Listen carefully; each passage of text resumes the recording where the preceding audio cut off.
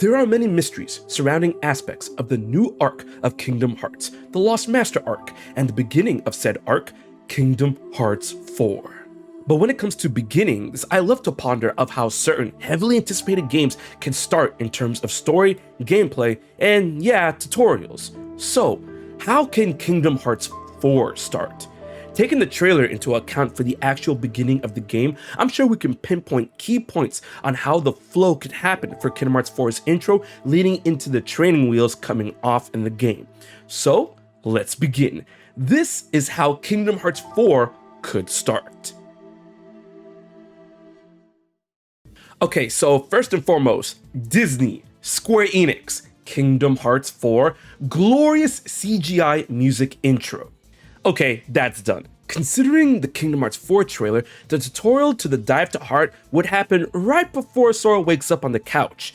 The Dive to Heart, I feel, will happen in a very different way. Instead of just going through the choice of getting the sword, the rod, or the shield, the Dive to Heart will instead remind, get it, Sora of the past traumas and failures that costed him in the very long run by rectifying said past failures. Seeing the sadness of those connected to him that he left behind through the Stations of Awakening, and it will be the choices on Sora's views on these choices that he's made in the past that will help dictate his level up path like we've seen in previous Kingdom Hearts games. A bit akin to what Riku had to go through at the end of Dream Drop Distance where he had to answer questions. And while all of this is happening, he will also peer into the mirror that is Yozora and gaining some understanding of his predicament. And after that is over, Sora wakes up, then the trailer starts to play out. Strelitzia visits him and introduces herself and talks a bit about Sora's arrival, slumber, and Quadratum. In between Sora facing the dark side, Strelitzia actually tours him around Shibuya a bit in order to give players a feel for the new traversal and the freedom at hand. Kinda like a little date. They run around checking out the shops, have a bit of coffee, some cake, all while learning the features of the shops and where to buy certain things. All the while, the dark side starts to materialize near the Hikari. Sora and Strelitzia are having a good time, but Sora is then reminded, get it, about his predicament, but before he can ask about it, he's interrupted by the screams of people at the arrival of something. He rushes towards the scramble crossing of Shibuya that leads to the Hikari, not before Strelitzia attempts to stop him. As Sora continues, she urges him not to use the Keyblade. Remember that's going to be important.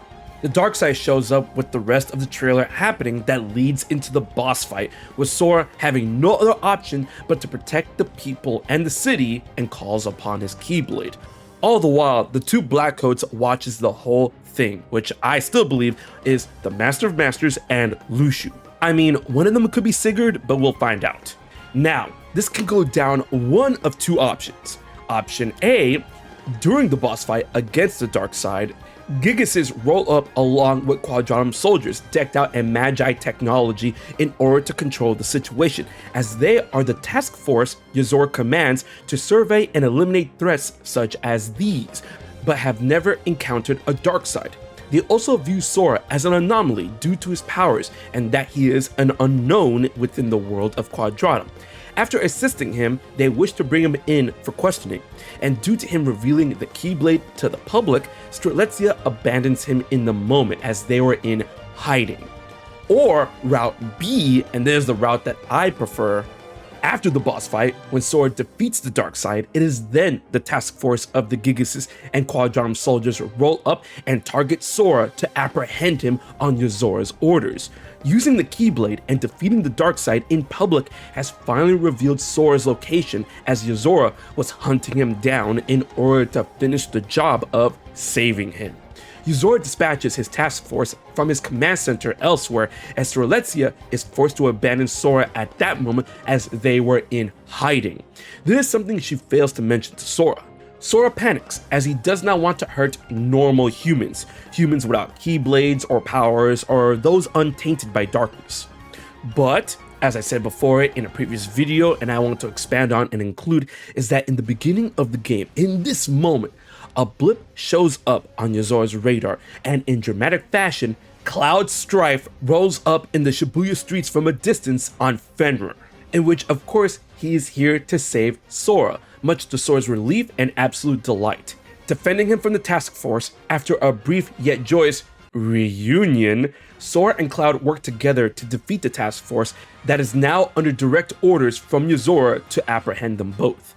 This, I feel, works on many levels, both inside and outside of Kingdom Hearts, as with the obvious hype from the Final Fantasy VII Remake series, the confirmation of where Cloud went after his departure in Kingdom Hearts 2, and as a reflection of the narrative seen in Kingdom Hearts 1, as it was the release beginning of the Dark Secret Saga, and in the beginning of that game, Sora encounters Leon, aka Squall Leonhardt from Final Fantasy VIII, who acts as the initial shepherd to Sora's fantastic new predicament. So in Kingdom Hearts 4, the beginning of a new arc, the Lost Master arc, Cloud will now fill that role. After saving Sora and wheeling out of there on Fenrir, Cloud takes Sora back to the apartment and explains aspects of Quadratum, the task force, and the weapons they control, as well as aspects of Yozora from the public's point of view, in which Strelitzia joins and apologizes and reveals why they need to be in hiding.